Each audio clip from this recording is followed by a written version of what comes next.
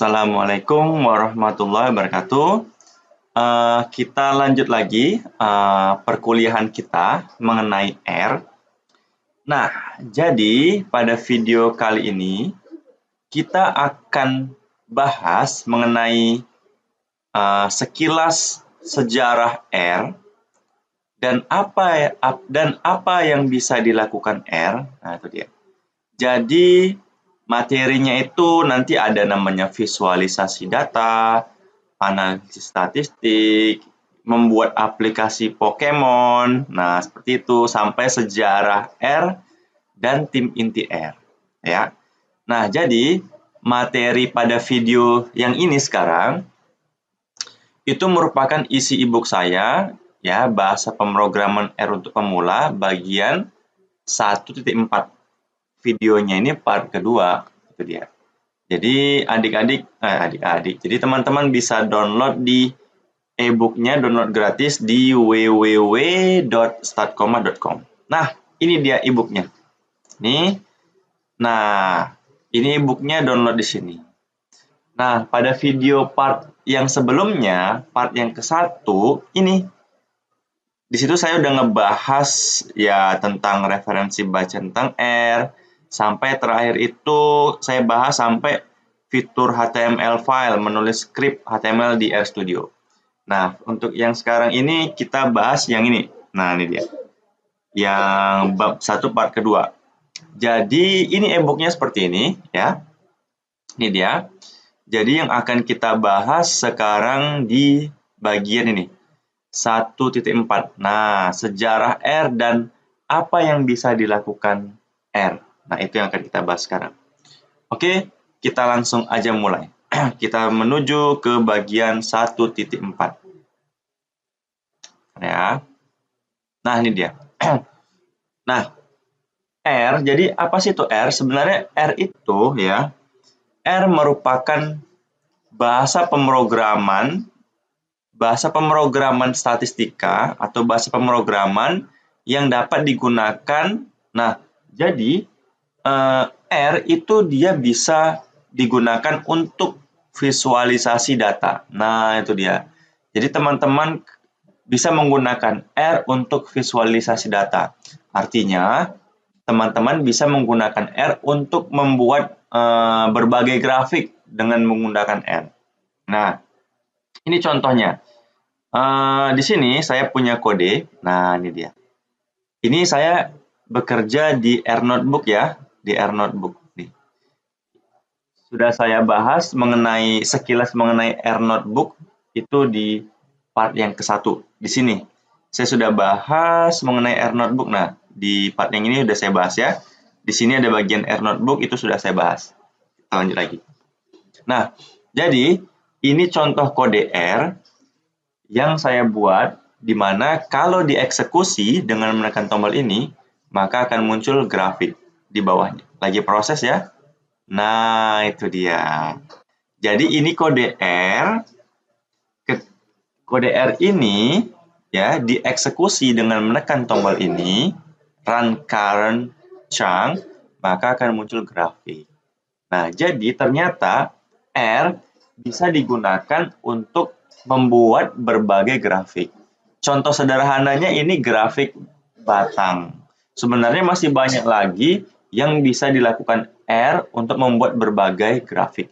Cuman di sini hanya sekilas aja, saya hanya memberitahu salah satu kegunaan R, salah satu yang bisa dilakukan oleh R itu adalah visualisasi data atau membuat berbagai grafik. Ya, seperti itu. Catat ya. 1. Oh, ternyata dengan R kita bisa buat grafik. Sama, oke ya. Excel juga bisa, software yang lain juga bisa, kayak SPSS bisa, seperti itu. Kemudian yang kedua, nah, R itu bisa digunakan untuk melakukan analisis statistik.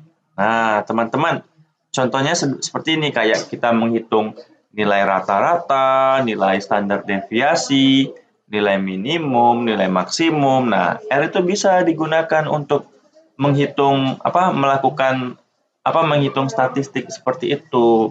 Contohnya seperti ini. Nah, misalkan nih ada data ya berat badan ya, nilainya itu 54,43, 65,34 sampai 45,24 berat badan ya. Kemudian kita hitung min itu, kita menghitung rata-rata dari berat badan. SD ini berarti kita menghitung standar deviasi dari berat badan. Min itu kita menghitung nilai minimum dari berat badan. Max itu kita menghitung maksimum dari berat badan. Kita eksekusi. Nah, itu dia. Nah, nilai rata-rata berat badannya 60,18. Nilai standar deviasi dari berat badannya 10,62. Nilai yang paling rendah, nilai minimum dari berat badan 45,24. Nih, nilai yang paling besar berat badannya 75,24. Ya. Jadi, selain R bisa digunakan untuk membuat grafik, ya, R juga dapat digunakan untuk melakukan analisis statistik. Contohnya ya ini yang baru saja kita lakukan ini namanya ya kita melakukan analisis statistik. Kita hitung nilai rata-ratanya, standar deviasinya. Nanti ke tahap yang lain yang lebih tinggi lagi kita bisa menghitung regresi, korelasi dan sebagainya. Itu. Jadi R bahasa pemrograman yang dapat digunakan untuk membuat berbagai grafik bisa, untuk melakukan analisis statistik bisa, seperti itu ya. Oke. Kemudian kita lanjut lagi. Nah, ini dia. Ternyata R itu bisa digunakan untuk membuat aplikasi berbasis website. Nah, ini kelebihan yang jarang dimiliki oleh oleh software-software yang lain. R ini bisa digunakan untuk membuat aplikasi berbasis website. Nah, salah satu keunggulan R adalah dapat digunakan untuk membuat aplikasi berbasis website. Seperti itu dia. Nah, contohnya seperti ini. Saya, sekedar informasi, saya ada ngebuat aplikasi berbasis website, namanya Smeful nih. Nah, ini dia. Coba lihat aplikasinya ya. Ini diakses secara online. Aplikasi berbasis website. Oh ya, lagi proses ya. Nah, ini dia. Coba lihat aplikasinya. Nah, tuh. Nah, ini aplikasinya. Di sini ada menu visualization, ya. Kemudian di sini kita bisa buat grafiknya. Kita bisa buat grafik garis misalkan. Ini misalkan di sini. Nah, itu misalkan. Dan di sini kita bisa ngebuat map. Sebenarnya bisa buat peta. Cuman agak loadingnya agak lama ya, karena dia ngebuat peta, tapi hasilnya seperti ini. Hasilnya seperti ini. Nah, ini dia ngebuat peta seperti ini. Nah, semua ini namanya aplikasi berbasis website. Kita mengaksesnya di website, seperti itu. Sorry ini terketik ya. Nah, ini tuh aplikasi ini saya yang buat bersama tim, yang mana aplikasi yang ini itu merupakan aplikasi merupakan salah satu proyek dari hibah penelitian Bank Indonesia, saya dan tim. Nah, itu dia. Jadi salah satu proyek yang dibuat adalah saya ngebuat aplikasi berbasis website tadi menggunakan R seperti ini. Nah, ini dia. Oke ya. Jadi paham ya. Ternyata R itu selain dia bisa membuat grafik, selain dia bisa melakukan analisis statistik, R juga bisa membuat aplikasi berbasis website. Itu keunggulannya. Oke, itu dia. Kemudian, nah ini kan, ini aplikasinya berbasis website. Nah, sekedar informasi, teman-teman ada website namanya Shiny Gallery. Kita bisa kunjungi Shiny Gallery misalkan. Shiny Gallery, ini dia. Kita coba kunjungi. Nah, ini teman-teman di website Shiny Gallery ini isinya semua merupakan aplikasi berbasis website. Nah, itu dia. Jadi semua ini, itu semuanya itu aplikasi berbasis website. Ini semuanya yang dibuat menggunakan R. Jadi ini semacam website yang isinya kayak pameran-pameran. Mereka memamerkan atau memamerkan aplikasi-aplikasi yang mereka buat. Jadi nanti teman-teman kalau sudah mahir mempelajari R, teman-teman bisa buat aplikasi sendiri. Nah, itu kerennya. Terserah aplikasinya apa, sesuai dengan yang teman-teman mau, seperti itu, ya. Itu dia. Oke, lanjut lagi. Nah, ini tadi kan. Nah, contohnya ini ada aplikasi namanya aplikasi Pokemon. Nah, ini dia. Aplikasi game Pokemon. Nah, itu bisa dibuat tuh. Ternyata pakai R. Mana ya? Coba kita cek dulu. Ada Pokemon nih. Di sini, ini dia. Nah, ini linknya udah saya sertakan ya. Linknya sudah saya sertakan di sini. Nah, ini linknya kalau mau akses. Ini ada aplikasi Pokemon. Kemudian ada aplikasi ini game ya. Hex Memory Game. Nih. Gimana ya? Hex Memory Game. Ini ya. Ada aplikasi apa nih? The Shiny Lego Mosaic Creator. Tapi saya lebih suka ada aplikasi yang keren nih. Nah, ini dia. Aplikasi lokasi kelahiran pemain sepak bola FIFA 2018. Nah, itu yang mana ya? Coba kita lihat dulu. Kayaknya di atas deh. Tunggu ya. Tadi saya lihat di sini. FIFA. Tunggu kita cari aja ya. FIFA. Nah, ini dia. Ini keren. Ini ya. Nih, coba kita buka dulu aplikasinya. Tapi aksesnya dari online ya, seperti itu dia. Ini ngebuatnya pakai R, aplikasi ini. Nah, beda R itu dengan software-software yang lain ya, seperti pengolah data yang lain. Nah, teman-teman yang suka bermain sepak bola, kita bisa lihat pemain sepak bola yang dari Spanyol. Nah, kan kita bisa lihat mana bendera Spanyol misalkan. Nah, ini bendera Spanyol tuh yang ini. Tuh ada Isco, Saul, itu kan pemain Spanyol tuh kan. Andres Iniesta, Dani Carvajal nih kan, coba lihat lagi. Tuh Marco, siapa lagi pemain David Silva, itu kan pemain kelahirannya ya. Dia pemain Spanyol tapi kelahirannya itu ini di sini di Lucas. Ini kan bendera Spanyol nih kan, nah ini dia. Oke, seperti itu deh. Jadi di sini menampilkan wilayah kelahiran pemain-pemain sepak bolanya. Ini dibuat menggunakan R. Nah, itu dia. Sebenarnya kita bisa lihat sih kodenya nih, view code. Kita bisa lihat kode yang dia buat. Nah, nih. Jadi teman-teman bisa download nih kodenya. Download. Teman-teman bisa pelajari. Asal nggak pusing aja, seperti itu.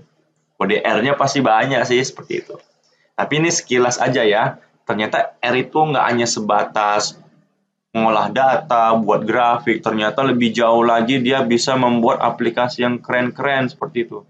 Bahkan di sini ada yang membuat aplikasi pelacak COVID ya, tracker namanya. Nah, ini dia, COVID-19 tracker ya, pelacak COVID-19. Keren lah. Teman-teman bisa lihat sendiri aplikasi-aplikasi yang orang-orang buat di sini. Luar biasa. Itu ya. Jadi sekedar informasi aja. Nanti teman-teman sebenarnya di tahap selanjutnya nanti kalau udah mahir baru kita belajar buat aplikasi yang sederhana. Tapi basic R-nya harus dikuatin dulu sebelum membuat aplikasi. Seperti itu. Ya. Nah, selain yang tadi sudah kita bahas, kita tuh telah mengetahui betapa banyaknya yang bisa dibuat menggunakan R. Bahkan, ternyata dengan menggunakan R, itu dia bisa buat aplikasi statistik top. Teman-teman mungkin pernah dengar aplikasi statistik kayak SPSS, kemudian kayak Minitab. Nah, ternyata R ini dia bisa juga digunakan untuk ngebuat aplikasi statistik. Atau R itu digunakan untuk membuat aplikasi statistik. Nih teman-teman, ada software statistik namanya JASP. Ini dia. Ini software ini buatan Belanda ya, kalau nggak salah Amsterdam.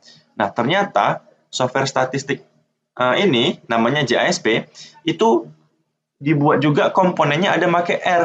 Nah, itu dia. Itu kan? Jadi R itu ternyata banyak banget kegunaannya. Ternyata dia dilibatkan juga untuk membuat software statistik. Selain JASP, ternyata software lain yang menggunakan R untuk ngebuat aplikasi statistik namanya Jamovi. Nih Jamovi. Mana ya Jamovi? Nah, ini dia. Jamovi ini juga software statistik, tapi dia menggunakan R juga di dalamnya, ada R integration. Nah, itu dia. Jadi hebat R ini, dia dia banyak digunakan untuk buat aplikasi bisa, yang tadi itu buat aplikasi statistik bisa, seperti itu dia. Banyaklah kegunaannya ya, seperti itu. Nah, sekarang berdasarkan uraian di atas, ternyata banyak hal yang bisa dilakukan oleh R. Mulai dari membuat grafik, melakukan analisis statistik, dan membuat berbagai aplikasi. Jadi, nah, R itu merupakan suatu bahasa pemrograman, karena kita ngoding pakai R, menuliskan perintah R. Makanya dia bahasa pemrograman yang dapat digunakan untuk melakukan visualisasi data, melakukan analisis statistik, kayak kayak ngitung rata-rata, standar deviasi, nanti nyari korelasi, itu analisis statistik, dan membuat berbagai aplikasi. Yang tadi ada aplikasi Pokemon, aplikasi pelacak COVID, seperti itu ya. Ini ya, pengertian R ya. Dia aplikasi yang dapat digunakan untuk melakukan visualisasi data, kayak buat grafik gitu, melakukan analisis statistik, dan membuat berbagai aplikasi. Seperti itu. Nah, sekarang kita coba bicara mengenai sejarah R ya.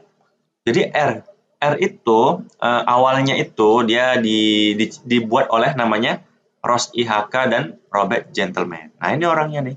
Ini orangnya. Mereka berdua ini dari Departemen Statistika di Universitas Auckland di New Zealand. Nah, pertanyaannya kenapa namanya R? Ya, mungkin aja karena huruf awal pendirinya R dan R. Ross IHK, Ross, R. Robert Gentleman, R. Robert, itu dia. Ya, di sini juga ada sih katanya. Nah, ini kan, ini website resmi dari R ya.